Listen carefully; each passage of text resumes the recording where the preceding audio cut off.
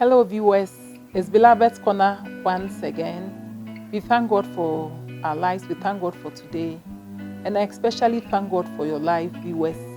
We appreciate your contributions, we appreciate your participation. Today, we're going to look at a few topics.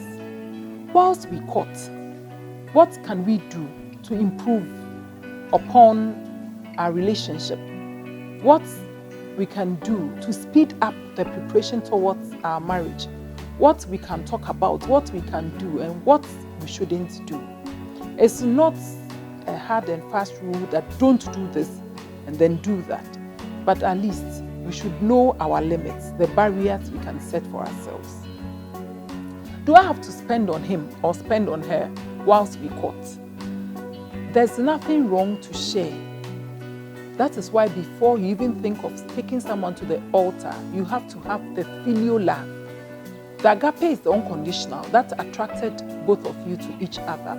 The filial is the love that you can give gifts to him or her, not too expensive gifts with a mind of buying the love of the woman or the love of the man. You can give gifts within your means. And then from there, it moves to eros. Eros is when you feel so attracted to each other and that you want to be in the hands of each other.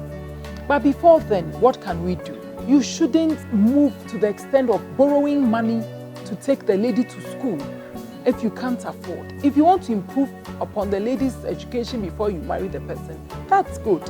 If you want to support the man who has proposed to you to acquire knowledge, that is good.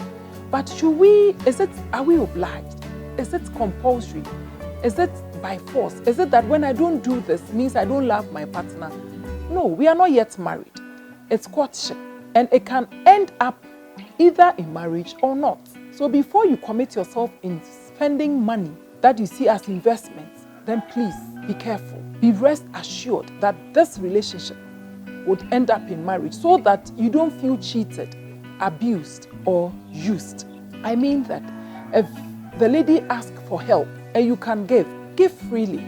If a gentleman also wants help or support, you can do that freely and willingly. It shouldn't be that if I don't give, it means that he's going to leave me. If he's not accepting your inability to give, and he reads that into not loving you, that means you are heading for trouble. It shouldn't be a forcing situation that I have to look for this money for this gentleman, lest he leaves me. Your love is not based on the finances of either. You have to do this willingly. And you should be sure of yourself and what you're doing, because you might regret it later if it doesn't end up in marriage. Please, if a lady needs your help and you can do that for a friend, why not the one you want to marry? If you do it for friends, why not? Because people do it for friends without even having any plans of marrying him or her. So if you can, there's nothing wrong. But don't use that as a bait. Because I saw you through school, you have to marry me by all means. Because I supported him, he can't marry any other person. Even the person hasn't proposed to you, but because you said you liked him, you gave money to support his education, and therefore, look my way, marry me by hook or crook. No, it shouldn't be. Therefore, giving to support each other, it's supposed to be freely done. What do I do when she's angry or he's angry? Anger is part of life. The Bible says that be angry but sin not. And the Bible also urges us that the sun should not go down on our anger. And anger destroys a lot of relationships. Why are you angry? Is it because the person did something you disliked? Just have to tell the person, please, I can't stand these things. They are offensive to me. When you make fun of my body, when you make fun of my family, when you make fun of my tribe, it makes me feel inferior. If you make fun of the food I like, the favorite things I like, then it's so offensive to me. So please, let's joke, but let's have limits. Personally, we set such boundaries before we got married. We didn't talk about issues that could provoke us to the extent of me not feeling happy to be around him, or he also not feeling comfortable being around me because I touch on things that's offensive. So please, you might not even know that this thing might offend your partner, but let him or her tell you what offends him. Then you try, you do your best. When it happens, find a way of apologizing. It doesn't mean you should end up in bed. Please, let's be careful.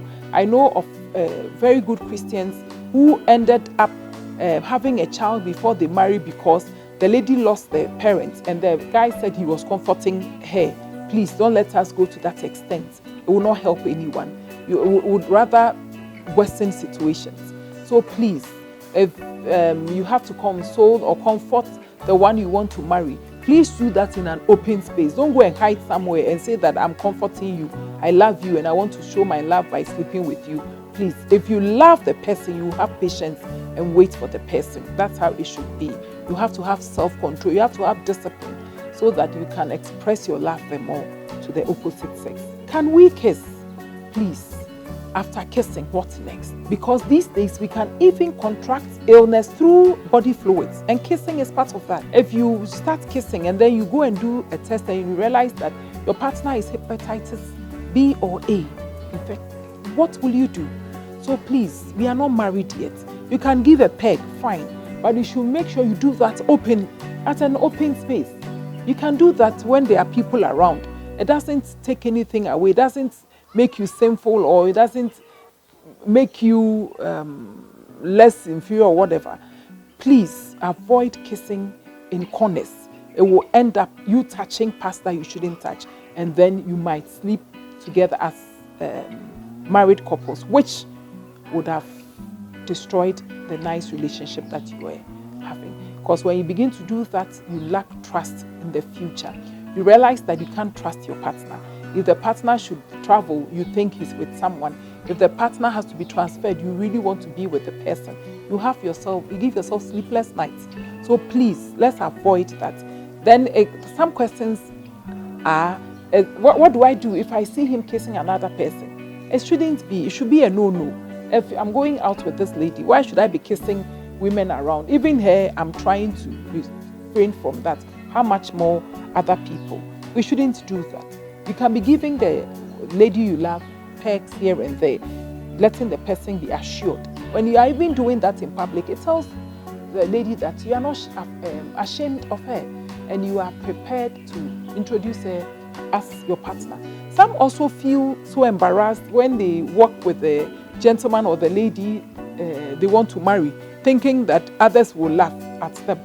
There was this instance that the gentleman asked his pastor, "Pastor, this lady, is she fine or she no fine? You should know who you want to marry. You should tell us that I'm head over heels in love with you. I love you despite all things. I love you despite your shortcomings. Then you might not have everything a woman think a woman should have. That's the vital stats, the Coca-Cola shape and all that. But your heart is beautiful and your fear for the Lord tells it all.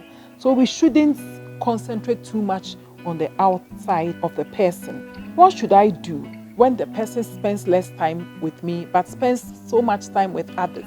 Please, we shouldn't do that. It's questionable when the one you want to marry, you don't want to have time, special quality time with the person. Then when you marry her, what would happen? Because marriage is totally different from courtship. During courtship, it should be all over you. Then you are sure that this person really wants me to be his or her partner. There shouldn't be any instance where you spend more time with friends than the one you really intend to marry. You know that when you are treated that way, you will not be happy. You will not be happy at all. When you are preparing to marry, there are simple things you can be doing. You can try to go on excursions together, not spending the night elsewhere, but you can know the interests of each other. You can also start saving towards the marriage. And then you can also talk about how many children you want to have, where you want to work, where you want to settle. Some want to go abroad no matter what. Maybe the parents are there and they have plans picking him or her to where they are. You have to also be prepared. If you have to wait for the person for long, are you prepared? Would you wait? What if he doesn't even marry before he travels? What do you do? So we have to know all these things. And when you are preparing to marry, you should respect each other's opinion. The person should respect you such that when you want to make a suggestion, It shouldn't be rejected outright. You should discuss. You should come to a compromise. You should be able to respect him or her ideas, his or her ideas. You have to make sure that you respect your partner's ideas, and you have to make sure that her happiness or his happiness is your priority. Never think of yourself as the only person who has to be happy in the relationship. It should be mutual benefit. Don't do things to make your partner sad, and you shouldn't be happy when it looks like I told you and you didn't listen and didn't work out. No, it's a win-win. It's not a win-lose affair. So you have to respect the opinions of your partner, and then you have to also plan the activities together. That is your wedding preparations. You have to decide on how much you would want to spend, where you want to live, where you would want to raise your kids, where you would want to even if God blesses you with children, where you would want them to school. All these things you can talk about during courtship. You should find ways of spending time together, not necessarily knowing the lady intimately. No, you have to take your time to discuss these issues. And then one thing, ladies, as you prepare to be married, make sure that whatever you have to give to support, you do it in a very wise way. What I mean to say is that don't give the finances to be used. Don't sponsor it completely. When you do that, one day you will regret it. So you can support, but let the man play his role. Give him that respect to be able to do that.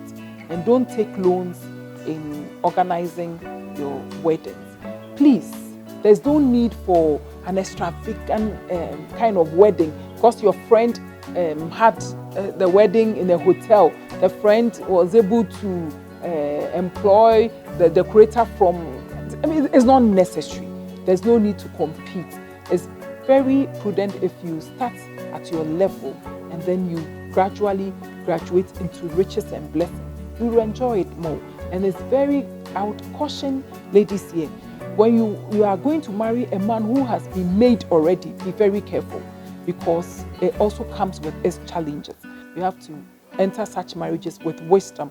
If not, you can't accomplish anything that you call your own or what the two of you have been able to put together. Make sure that if you are marrying someone who is starting from the scratch, you also be happy to help the person to come up to a level that he will be respected in society, by you also contributing to his success story. So ladies, to you, I would say always be patient. Be patient with decisions you have to take in supporting your gentleman. And families, parents who also are giving their children's hand in marriage, please don't despise the gentleman. You'll be surprised. The one that you thought could not even be of any help to you might be the person that you need and you will need in future. You'll be surprised that that person would stay around you and support you. But the person might not have money to shower on you, but the love and the presence of that person will bring you much joy later on in life. So don't let us despise the people who are becoming our in-laws. Rather, let's embrace them. If our children are really, truly, genuinely in love with them, let's embrace them and raise them and nurture them and help them to get to a level that we'll be proud of in future. After all, we do that for other people's kids. How much more our future in-laws? Let us not look down upon people. We'll be surprised what will come up out of them in future. Thank you. We'll come your way next time with interesting topics. It's been Beloved's Corner. Thank you very much for watching.